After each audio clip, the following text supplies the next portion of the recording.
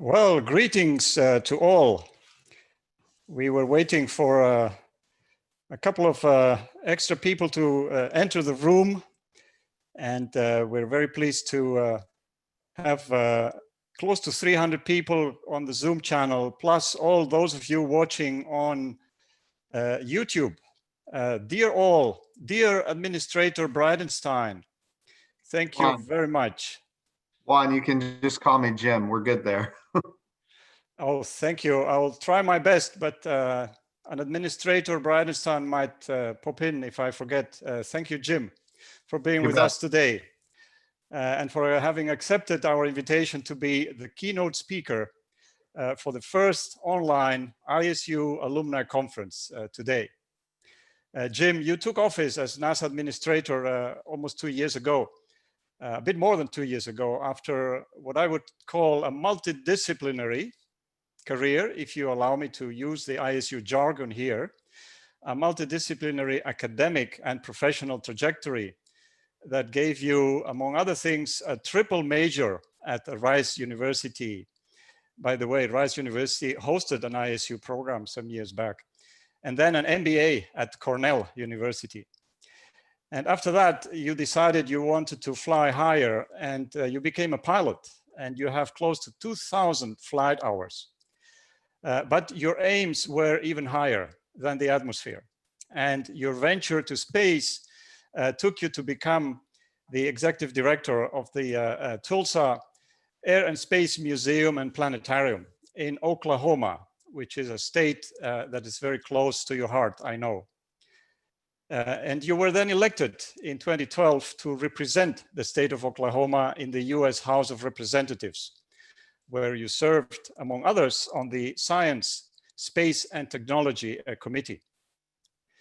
Today, as NASA administrator, I am sure that you work regularly with that committee, and especially with Congresswoman Kendra Horn, also from Oklahoma, as she chairs the subcommittee on space and aeronautics at the US Congress.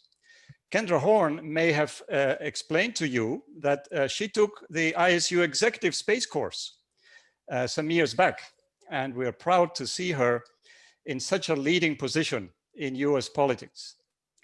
Like Congresswoman Horn, many other leaders around the world have studied at International Space University, including about 600 space professionals today in the United States. We are so thankful to NASA and our other partners in the US for being a founding member of ISU since 1987. And NASA is a strong partner in our mission of education and training for the future leaders in space activities worldwide. Jim, under your leadership, NASA has launched the Artemis program for lunar exploration that will take the next humans to the surface of the moon. They will have to live and work on a different world in preparation for a future human mission to Mars. Now, let me tell you that ISU participants this summer are simulating exactly that. With the online interactive space program, they are living a professional development experience that prepares them for the challenges of working as international, intercultural, and interdisciplinary teams across distributed domains on Earth, on orbit, the moon, and Mars. This concept of an interactive online program was proposed by my predecessor, Mike Simpson, who I believe is in the audience. Jim, we're eager to hear what you have to say about NASA's plans, especially on the main themes of this conference: science, moon exploration, human spaceflight, and commercial space activities. These themes, we know, are all very close to your agency. Administrator Jim, the floor is yours. Well, Juan, thank you so much for having me. It's an honor to be here with the International Space University. And yes, the reputation of ISU is very strong. And you know, we look at the founding of ISU. Bob Richards is a good friend of mine. Dr. Peter Diamandis, also a good friend of mine. These are people who have really blazed trails as it relates to not just space policy, but capability. And we're seeing the fruits of their labor even right now today. And NASA is in fact benefiting from it day in and day out. So those are just some of the folks that founded ISU. And of course, we think about all of the alumni, and you mentioned Kendra Horn, another good friend of mine. Lots of amazing things happening. And ISU being at the center of it all along the way. So it's an honor to be able to address you and share some of the things that NASA is up to. I think probably everybody here watched as SpaceX and NASA collaborated on launching American astronauts once again on American rockets from American soil. That was a big priority that we had. And I also want to say that it is a win for the international community. This is going to open up more opportunities to fly in space than ever before. And of course, with the Crew Dragon, we have an international partner going with us on the very next flight from Japan. Soichi-san is going with us from Japan. And that's going to be here. Right now, it's scheduled for late September. It could slip into October. But that's going to be a great mission. And then we're going right into Crew 2 in the beginning of 2021 with another international crew member. And as you mentioned, we have the Artemis program. And I just, we cannot stress how important low Earth orbit is to NASA. But it's also important to remember what we're trying to do. We're trying to go to the moon sustainably. And we're doing it with commercial partners. And according to the President's Space Policy Directive 1, his first space policy directive, we're going with international partners. And so when we go to the moon, unlike we did in the 1960s, when we go to the moon this time, we're going with a coalition of nations that can all do more together than any one of us could do ourselves. And a lot of you probably just saw recently the launch of the Perseverance rover to Mars. Another great international collaboration with our international partners. And in this case, we're doing the first ever astrobiology mission. We're looking for signatures of ancient life on Mars. So another great capability that all of us can strive for. Again, I don't know if there's life there or not, but certainly we want to find out. I don't know if there ever has been life there or not, but we want to find out. So I'll start off in low Earth orbit, and we'll talk a little bit about some of the commercialization efforts that are happening there and how NASA is making an effort to lead in that commercialization effort. Then I'll talk about the Artemis program, how we're going to go to the moon sustainably. We want to be able to stay. We want to go with commercial and international partners with the broadest group of countries that we've ever had in any exploration endeavor ever before. And we're going to talk about how we're going to the moon with a purpose. The reason we go to the moon is so that we can get to Mars. I mean, that's the ultimate goal. So I'll start in low Earth orbit. We are working very quickly to commercialize. Here, everybody knows that we have been resupplying the International Space Station commercially. The next step, of course, has been we need to get crew to go to the International Space Station commercially. And eventually, we need to have full commercial space stations, multiple space stations, not just a single International Space Station, but multiple space stations that are developed commercially that all of the international partners can benefit from as customers. NASA's goal in low Earth orbit especially is to be one customer of many customers in a very robust commercial marketplace for activities in low Earth orbit. But being one customer is not enough. We also need to have numerous providers that compete against each other on cost, on innovation, and safety, creating that competitive environment to drive down costs and increase access to space in a way that we've never seen before. The goal here is for humanity. We want to get humanity off the planet in a very robust way. And so when we think about what it's going to take to commercialize low Earth orbit, and make no mistake, space is already commercialized significantly. It's currently a $400 billion economy in space. It's communications, it's remote sensing, it's navigation, it's the way we predict weather and the way we develop energy cleanly, I should say, the way we do disaster relief. Space is already commercialized. What we're talking about here is the commercialization of human activities in space, human activities off planet. This year, we're celebrating 20 years of having humans living and working in space on the International Space Station. We know that a day is coming when the International Space Station is going to have to end. All of us are enthusiastic about making it last as long as possible, but at the same time, we know that a day is coming. We have to be prepared for what comes next. And what comes next is not going to be a government purchased, government owned, government operated system. It's going to be a commercially procured system with government as a customer, NASA as a customer. Some, our international partners, we would like to have them as customers as well. The intent being that as long as governments are the only ones funding space activities, it will always be a zero-sum game, and we will always be limited in what we can do. But if we can have commercial activities off the Earth that ultimately results in more capital and more capability, then that is what we're trying to achieve. So right now on the International Space Station, for example, we're focusing on 2 lines of effort. One would be industrialized biomedicines, and then advanced materials. So for industrialized biomedicines, the things that I think most of this audience is aware of, day in and day out, we are working to, compound pharmaceuticals using the resource that is microgravity in ways that pharmaceuticals can't be compounded here on Earth. We're looking to create immunizations in microgravity. We've made great advancements in the immunization for salmonella, for example, that you couldn't do here on Earth, but with the microgravity resource, we can improve those immunizations for salmonella, which in the world, salmonella is the 3rd leading cause of death for infants. So if we can get that corrected, then it makes a big difference, and it saves lives. And in fact, we are because of the great work that NASA has done with our academic partners on the International Space Station.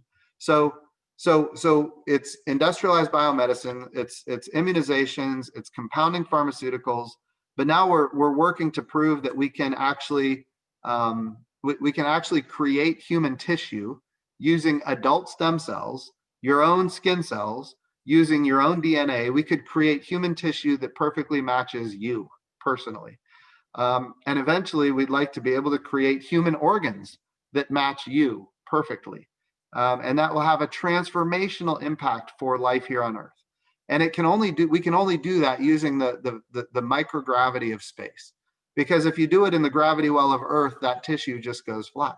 But if you do it in the microgravity of space, all of a sudden it can grow in 3 dimensions, which is ultimately what we need. So those are kind of industrialized biomedicine efforts. Then we have advanced materials. I know this audience, which is very sophisticated as it relates to space matters, is probably aware of ZBLAN, the idea that we can create very pristine fiber optic cables that when placed on Earth don't have to have cable repeaters every half a mile. And that drives the cost down to lay fiber optic networks. So if we can continue to advance fiber optics using the microgravity of space to get that very pristine cable, then those are capabilities that we believe that ultimately the business case could close, that would create a manufacturing desire for activities in the microgravity of space. Another one that I talk about a lot is we can create very thin, almost 1 or 2 atom thick materials in the microgravity of space for things like an artificial retina for the human eyeball. And that of course is transformational, because people on Earth who have macular degeneration, who might go blind or will go blind, if we can preserve somebody's eyesight and prevent them from going blind, huge impact to life here on Earth. And if you could fly to the International Space Station or to a commercial space station with a box that fits in the palm of your hand, and the materials and the robotics in that box, you go to the internet or go to any space station, and a few days or weeks later, down comes 1,000 artificial retinas to prevent people who have macular degeneration from going blind. There's a business case for that, and the business case will close. So we need to use the International Space Station to create the demand for human commercial activity off Earth. And then that's on the demand side. And then NASA needs to work day in and day out to create the supply side. So as I said, we've done commercial resupply of the International Space Station. We've now done commercial crew to the International Space Station. The next big step is creating those commercial space stations themselves. Yes, we want them to be capitalized by the private sector. Yes, we want them to be commercial in nature. But it is also true that in order to accelerate that, NASA is willing, and we must in fact be the biggest tenant. We have to help them develop the capability. We need to make sure that it is certified for human spaceflight. And then we need to utilize that capability by being, a primary tenant. And if we do that, we will have lots of opportunity for commercial activities in low Earth orbit. So those are some of the things that we're working on in low Earth orbit right now, starting with the International Space Station, eventually getting to commercial space stations with commercial crew and commercial resupply. But then what we're really trying to do here is we're trying to drive down the costs for all of these activities in low Earth orbit for a purpose.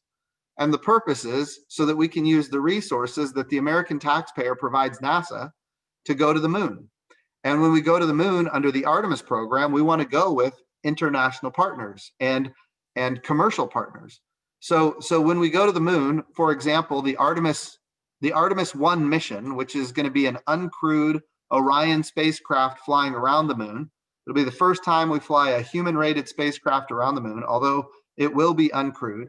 We're going to do that next year, and part of that Orion spacecraft includes the European Service Module, which makes the mission international on the first day. So again, international partnerships. We could not do this without the international collaboration that ultimately makes all of us successful. So the European Service Module with the Orion crew capsule launched on an SLS rocket, which right now, the core stage of the SLS rocket, it's the biggest rocket, I should say, it's the most powerful rocket as far as a core stage ever built. It is currently fully built. It's now on the test stand in Mississippi, in the United States, and we're going to be firing that core stage here probably in October is what I'm guessing. Probably October. So we'll fire the core stage. It's going to be a beautiful thing. Then we're going to get it to the Kennedy Space Center. We're going to have some solid rocket boosters put on the side of it. We'll have an interim cryogenic propulsion stage put on the top, the Orion crew capsule, the European Service Module. And in 2021, the SLS rocket and the Orion crew capsule will go around the moon. Now, I want to be clear about the Artemis program. We want to go to the moon with international partners. The International Space Station has been a great model for how we can work together to achieve what we're trying to achieve. And we want to apply that, but we also want to grow that coalition. We currently have 15 nations that operate the International Space Station. The European Space Agency, Japan, Canada, Russia, the United States, great group of spacefaring nations that are supporting the effort day in and day out. We want to take that group, we want to apply them to get to work on the Artemis program, and then we want to even grow it from there. And we see more space agencies popping up around the world now than ever before. We look at what the United Arab Emirates recently did. They launched the HOPE mission to Mars. So here, I mean, in 5 years, the United Arab Emirates not only created a space agency, but they've now launched an astronaut to the International Space Station.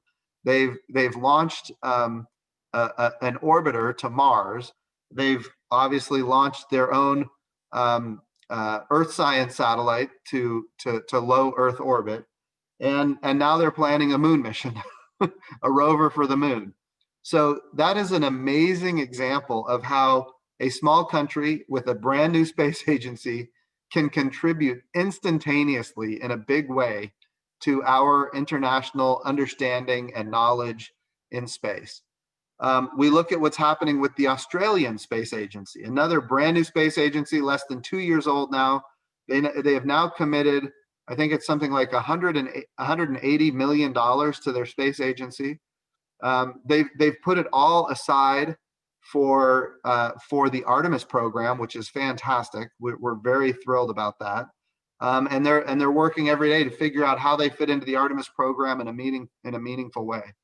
We look at countries like Luxembourg and India, and well, there's just so many new countries that are popping up with space agencies and meaningful contributions to add to the coalition that already exists in low Earth orbit. And again, we can all do these things when we work together. We can do more than we've ever been able to do before. You know, we think back to the Apollo era in the United States, and we love Apollo. We're very nostalgic about, you know, that era of human spaceflight, going to the moon, landing on the moon 6 times with 12 people. In those days, though, all of our astronauts were selected from, you know, test pilot backgrounds, fighter pilot backgrounds, and in those days there were 0 opportunities for women. And now under the Artemis program, we get to go to the moon with all of America, and including women and international partners, which we didn't have, you know, back in the Apollo era. And we get to do it under the name. This is so important. We're doing it under the name of Apollo's twin sister. Her name was Artemis. She was the goddess of the moon. I know I'm telling this audience everything that you already know, but this is so important for all of us that we understand how, you know, this new coalition that's going to go to the moon is more diverse and more inclusive than anything that's been done before in space exploration. And the Artemis program is that important that we make it happen. I'm the first NASA administrator in history that was not alive when we had people living and working on another world, in this case the moon. And I have to make sure that I'm the last NASA administrator in history that was not alive when we had people living and working on the moon. In other words, we've got to make it happen. This generation, again, we love the Apollo generation, but this generation, our generation, we need to define it. We are the Artemis generation. We are going to do what is necessary to make sure that we can go to the moon sustainably. We want to go to the moon sustainably. We want to learn how to live and work on another world using the resources of that world to sustain for long periods of time. We need to utilize the water ice, hundreds of millions of tons of water ice on the south pole of the moon. It's life support, it's air to breathe, it's water to drink, it's hydrogen for rocket fuel. But there could be other resources on the moon that are yet to be discovered.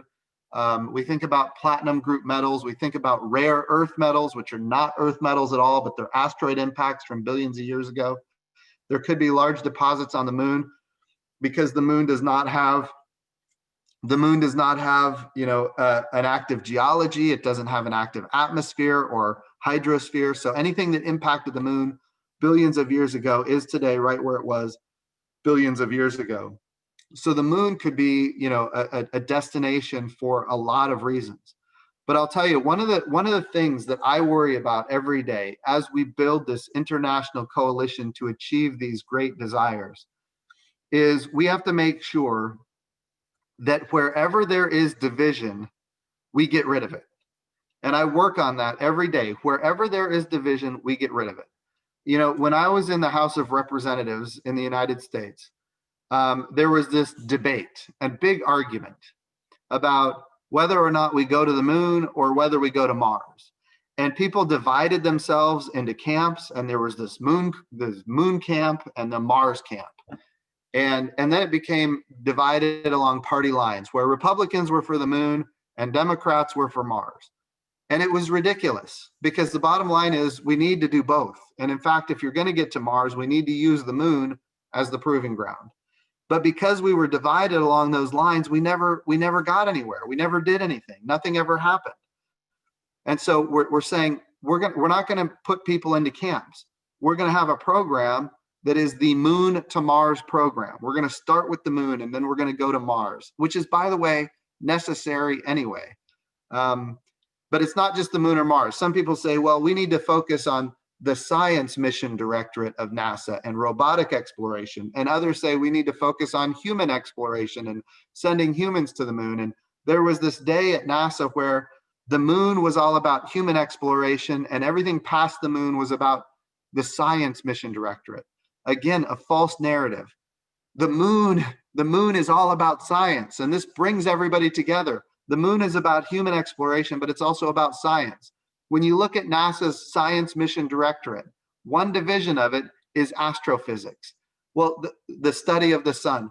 What would be better to study the sun than having a planetary body that is a 3-day journey away and a 3-day journey home, that doesn't have an atmosphere, that doesn't have a hydrosphere, that doesn't have a magnetosphere, and all of those subatomic charged particles coming from the sun have been pelting the moon for billions of years, and they are today right where they were billions of years ago. We can get so much astrophysics knowledge.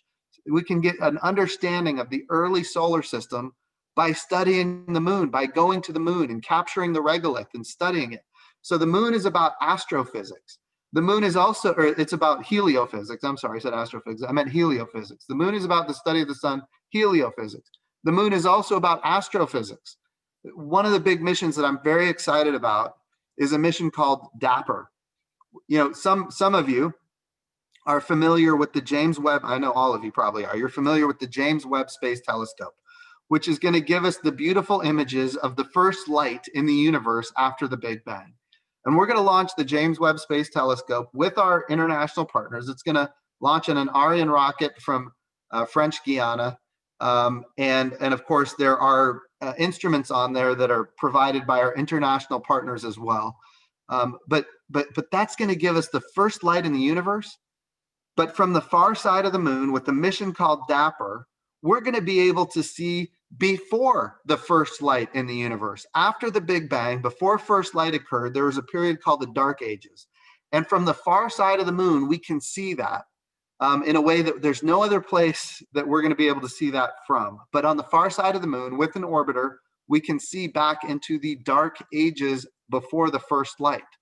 Now, here's what's amazing. When I first came to NASA, that mission was like a $500 million mission, $500 million. But now that we're going to the moon with humans, we're going to have a communication architecture around the moon that has its own power supply, that has basically a high throughput communication link. In other words, instead of a $500 million mission, because that communication architecture is going to exist around the moon, astrophysics can leverage that. And instead of a $500 mission, NASA can be done for $90 million.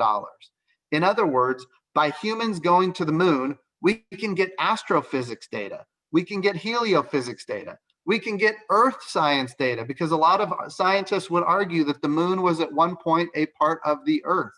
So we can get a lot of information about maybe the early Earth. And in fact, you know, we need to go to the moon in order to get to Mars. So it's, in fact, it's about planetary science as well. So we look at all of these efforts to go to the moon, and it ends up being very uniting. It unites Republicans and Democrats. It unites the international community, and it unites people who are interested in human exploration, and it unites people who are interested in robotic exploration and the Science Mission Directorate of NASA.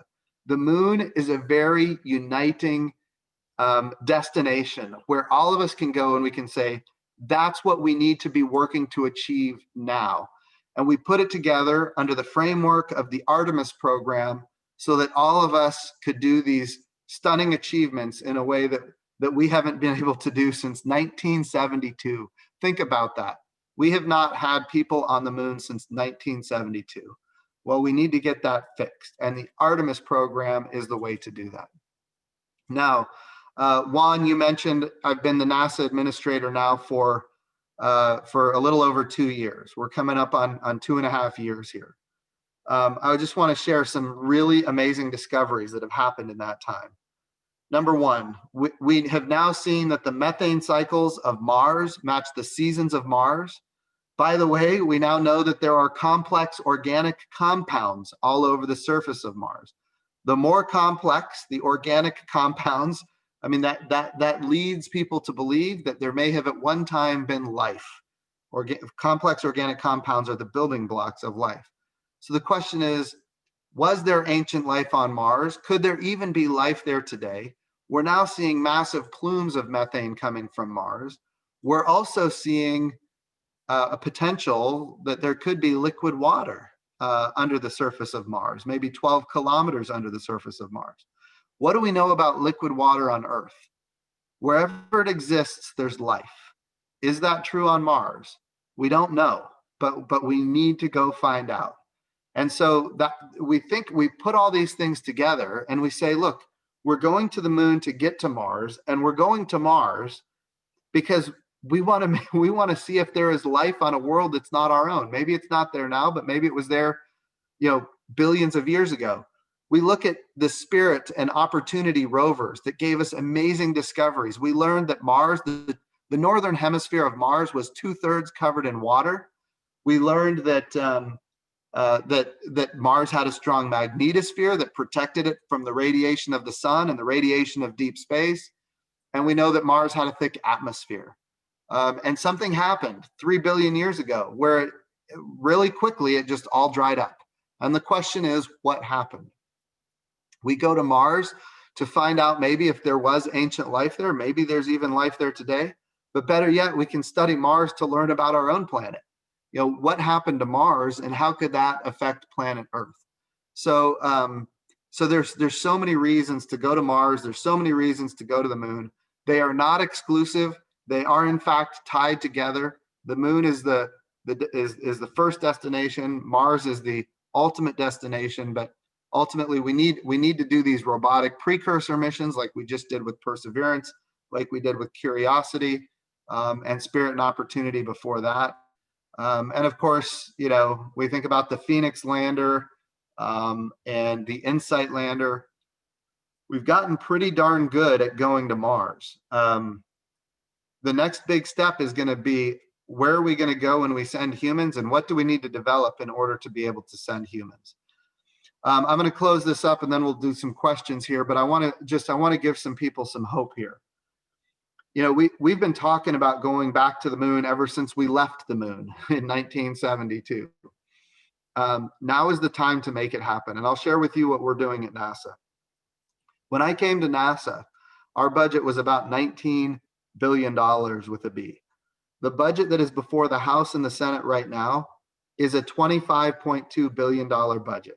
We're basically increasing the budget by more than 25% over the course of 2 to 3 short years. We're making a serious commitment. We have not had a president in the United States that would give a speech and then deliver the budget to achieve what was being addressed. We now have a president that is saying, not only am I going to talk about it, but I'm going to give you the resources to go make it happen. That commitment, we've seen bipartisan support in the House and the Senate. Bipartisan support. Last year, for the first time since 1972, the United States of America had a human landing system funded with bipartisan support. If you look at what the bill that the House of Representatives just passed with bipartisan support, it includes funding for a human landing system for the moon. And now we have a human landing system. We have 3 different contractors under contract developing a human landing system. We have not made it this far to accomplishing a moon objective with humans since 1972. So it's not rhetoric. It is very real. We're making it happen. Because of our international partnerships, as a matter of fact, we've got support on the Gateway, which is absolutely huge. Canada is building the Canada arm, just like they had on the International Space Station and the Space Shuttle. This will be Canada Arm 3. We're looking forward to the International Habitation Module from the European Space Agency with ECLIS and other support capabilities coming from the Japanese Space Agency. That gateway in orbit around the moon is going to be critically important for a sustainable lunar presence. And we're thrilled to have the support of international partners. We're asking for you as the international space community to continue advocating for the Gateway, continue advocating for lunar surface activities. In the coming years, we very well may see astronauts walking on the moon from a coalition of international partners on the surface of the moon. And if we can achieve that, if we can make that happen, it'll be magnificent for our generation, for the Artemis generation. So with that, Juan, I'll turn it over to you, and you can open it up to questions.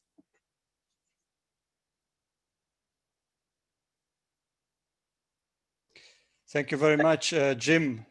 We would like to give you a minute to take a sip of water. We know you are an experienced speaker, but as a human, you probably need a sip of water while I read to you some of the main themes that are coming up on the question board that we now see on screen. There's a very long list of questions, and I've been monitoring it while you were speaking, Jim. So I see some main themes coming up, and I'll try to group some of those questions. The first one that gets the highest number of votes is the easiest, because I know you were anticipating it. But the themes are around Artemis, obviously, and also Artemis and international collaboration. Another main theme is commercialization and your views on the future. Another interesting theme is the threats to the space economy from NASA's perspective. Threats from space debris on the economy, threats from malicious actors. And then another theme is about inclusiveness of the underrepresented communities. So Jim, if you are ready, maybe you would like to tackle first this question that comes from an anonymous participant. What elements do you see China contributing to Artemis Phase 2? Yeah, so China is another country that has a space program that is moving forward very, very quickly. We saw recently them landing on the far side of the moon, which was an amazing accomplishment. And I tweeted a tweet of congratulations. We've now seen them launch a rover to Mars. We are excited about them landing on Mars and seeing what they can discover and the science that they discover. I would encourage China and all nations that are exploring space to do so in a way that shares the science and the data that comes from it in an open and transparent way, and to operate their space programs in an open and transparent way. And of course, when it comes to China, we as an agency, NASA, we are prohibited by law from entering into agreements with China on space exploration, and that is for a number of reasons that are above my level in the United States government, and I'll let other people debate those issues. But from a pure space exploration perspective, we would be open. I personally think it would be great to partner with any nation that shares our values of making sure that the science is shared publicly for free to the world, and that operates a civil space program, in a very transparent and open way. So as of right now, we are prohibited by law, and that would require people above me to make decisions that would enable us to partner with China. Thank you, Jim. That's very clear, and we will see what the future brings in international collaboration. We wish for the best, obviously, from ISU. I would like to bring up another question now, Jim, that is a combination of different questions that together, I think, got also a high number of votes. And this one has been sent in by Yarin Chu, who lives in Massachusetts. Yarin, she attended the commercial space program that, as you know, ISU is offering in collaboration with Florida Tech every summer in Florida. One of the faculty members at this commercial space program is someone you know very well. It's your new Chief Financial Officer, Greg Autry. But the question doesn't come from Greg, it comes from Yarin. And she is wondering, together with other members of the audience here, how will NASA work with its constituencies to obtain continuity in case there is a change in government policy after the elections. So that's a tough one for you. No, but it's what I am I am judging my success as the NASA administrator on that very question, because we have seen this happen over and over again. In the 1990s, we had a plan to go to the moon and onto Mars. The administrations changed and the program got canceled. Billions of dollars wasted, and the life's work of so many people just thrown out the window. And then in the early 2000s, we had the vision for space exploration, which included the Constellation program. And then that program, the administration changed, it got out the window. It's one of the reasons why in the Artemis program, it's important to go fast, and why we announced, you heard the vice president announce that we're going to go to the moon by 2024. We go fast because it retires as much as possible the political risk. I talk about risk in two ways. NASA talks about technical risk a lot. The European Space Agency, the Japanese Space Agency, all of the different international partners, they talk about risk in technical terms. Technical risk is not what prevents space programs from moving forward. The risk is political. It's the political risk that we have to get right. And so going back to how, I said this earlier, anywhere there's division, we need to eliminate it. If it can put different parties into different camps, we need to eliminate it. It's not the moon or Mars, it's both. It's not human exploration or science, it's both. It's not commercial space or traditional space, it's both. So anything we can do to bring unity and end division is ultimately what will enable us to get the political support necessary to achieve our objectives. And so I've been working on that from the day I got to NASA. And we do have, this is what's so fascinating, it is working. We're getting bipartisan support. Republicans and Democrats are now funding the Artemis program together in a bipartisan way. I was in the House of Representatives as a Republican, and now I'm doing town halls with Democrats across the nation. In fact, I've got one next week, Tuesday, with a Democrat appropriator up in Washington State, a good friend of mine who I worked with in the House very, very well. So this is what is unique about space. It unites people. It brings people together. It gives people hope. It doesn't just end the divisions of political parties. It ends the divisions of international relationships. And we've seen that over and over again. So look, I am very hopeful that when we continue to work to end divisions and bring unity and get bipartisan support in the United States and international support around the world, ultimately that's what's going to enable this program, the Artemis program, to be sustainable. And that's how we're going to get to Mars. I want to be clear. We have to keep the end in sight. We need to get humans to Mars. And the Artemis program and getting that off the ground is really the key to getting humans to Mars. Exactly. That question is on Mars. When will we see the first human land? Another great question. Again, it comes down to the political risk. I think it is feasible, and some would argue, but I think it's feasible that if we had the budgets materialize, we could get to Mars in the mid 2030s. Now that's a tall order. Make no mistake. It would require bigger budgets than we currently have. But given the trajectory that the United States has, that trajectory would put us on a path to being able to achieve that. Now, that being said, and this is where it's important for the International Space University and the international space enthusiasts to help us, it would be fantastic if we had international partners that were increasing their budgets to be commensurate with the NASA budget.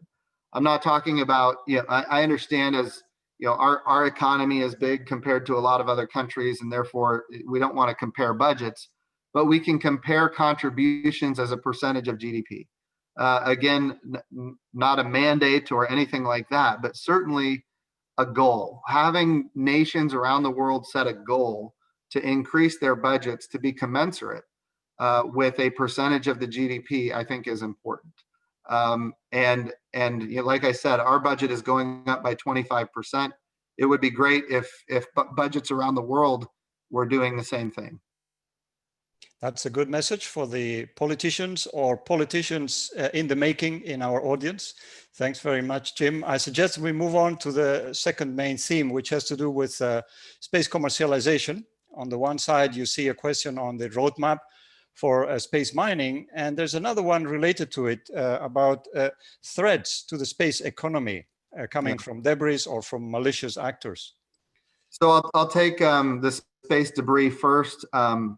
You know, there's a group that looks at space debris, the Interagency Space Debris Coordination Council. They have said every 5 to 9 years on average, we're going to see a massive collision like the Iridium Cosmos collision that happened back in 2009, I think. We're going to see a collision like that every 5 to 9 years on average if launch cadences stay the same and the amount of satellites in space stay the same. Well, now we're seeing these massive constellations of high throughput, low latency communication satellites being put into low Earth orbit. And with those massive constellations, the launch cadence isn't staying the same. The number of satellites is growing exponentially by far, and we're going to see more and more of these activities, which means we're going to see more and more collisions. So that issue has to be resolved, and it's going to require the international community to support. In the United States of America, that has always been done by the Department of Defense. In fact, they call it Strategic Command. It's a command that reports to the Secretary of Defense. But now it's going to be run by Space Force. But here's the thing: they were designed to do space situational awareness for national security purposes, not for commercial and civil and all the other space activities that are happening. They were never designed to be the FAA for space, which is what they are now being forced to do.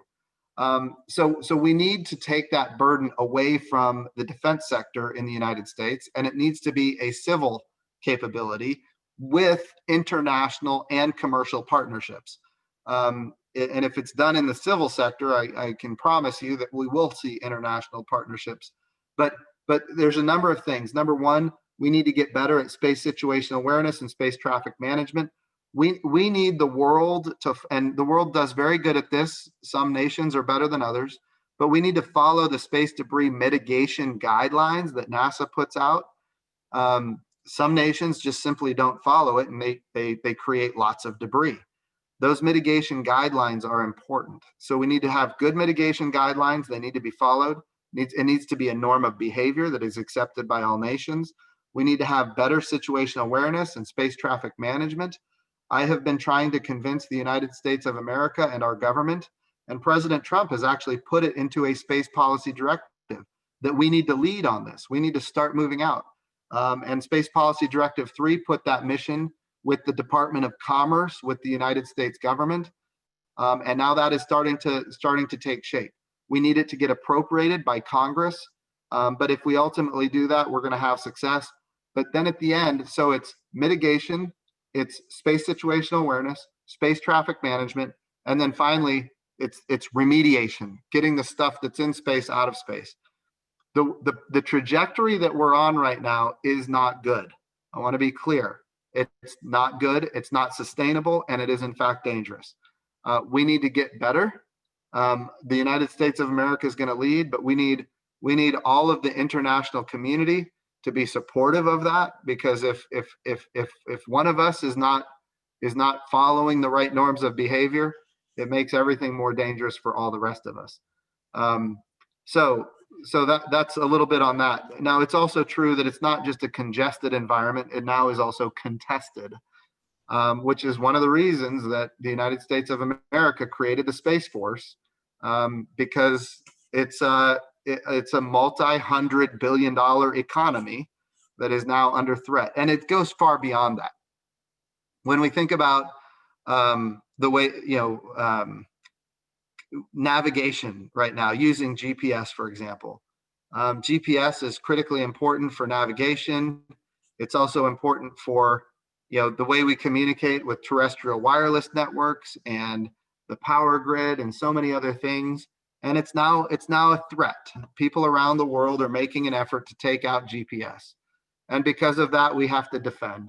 And so it becomes this escalating situation where when nations threaten other nations, that we're going to have to take action. So yes, it is congested, it is contested. I will tell you, as the NASA administrator, I fully support the Space Force, because sometimes the NASA is placed at risk, and we can't have that.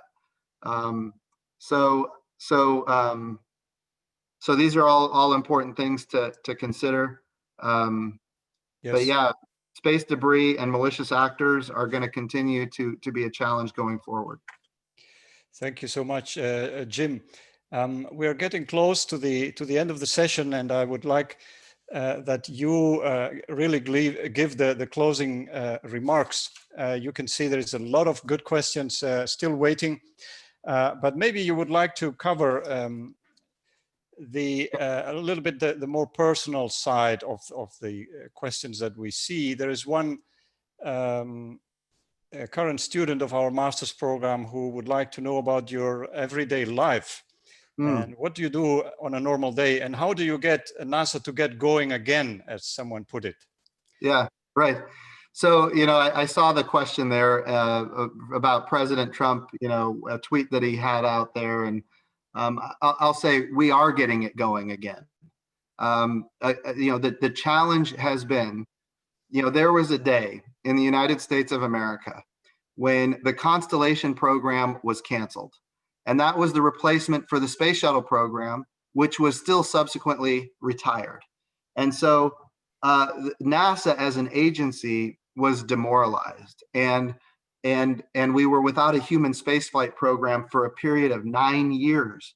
And I will tell you, I was in the House of Representatives for a big chunk of that, and it was a very difficult time for the agency.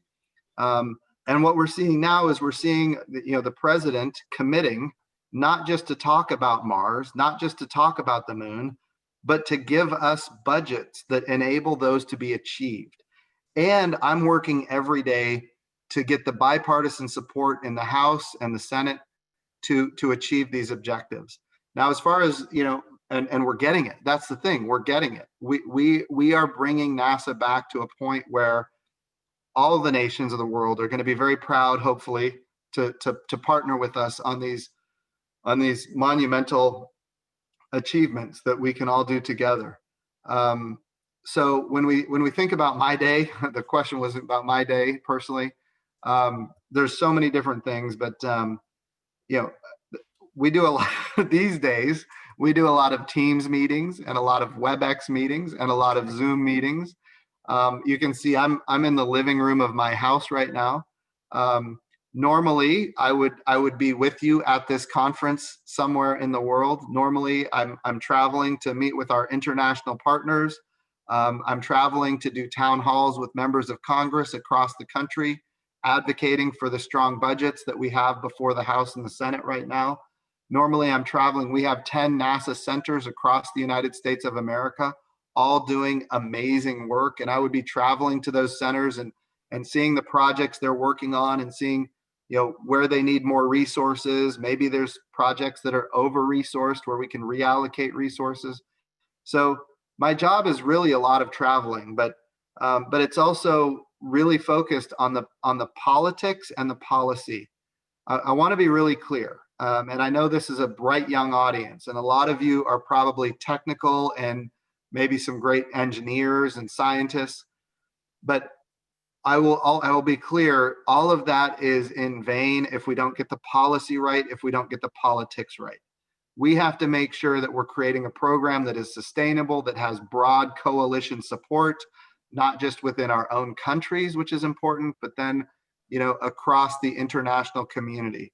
And International Space University is one of those organizations that will enable that for the future. And the relationships that you are building at International Space University are relationships that one day, when you're in my position or another position somewhere in the world, you're going to be able to call your friend from the days when you were at ISU and say, hey, here's what we're thinking about doing. Do you think you could convince your government to be involved in this activity, and get answers? But I spend a lot of time, it's working with the National Space Council in the United States, working with the Office of Management and Budget in the United States, working with our members of Congress on both sides of the aisle in the House and in the Senate, visiting our centers across the country, visiting our international partners, building the coalitions that enable a sustainable program. Juan, that's, my life is built around how do we create a program that 10 years from now still exists? How do we create a program that 20 years from now still exists? The president has told us to go sustainably to the moon. In other words, we're gonna stay. And those are the kind of coalitions that we have to build every day in order to make us, as much as we love Apollo, I can't say this enough, we love Apollo. The problem is it ended and we haven't been back since 1972. And because of that, we haven't gone to Mars. We should be on Mars already. We should certainly be on the moon. And we just haven't done it because we haven't built the capacity to make it happen. But my days are filled with the question of how can we create ultimately a program that my children and my grandchildren will be very proud of, because they too will be participating in the same programs. And if we do that, we will make humanity, we will push humanity deeper into the solar system than ever before, and we'll have more science and discovery than we can possibly even imagine right now.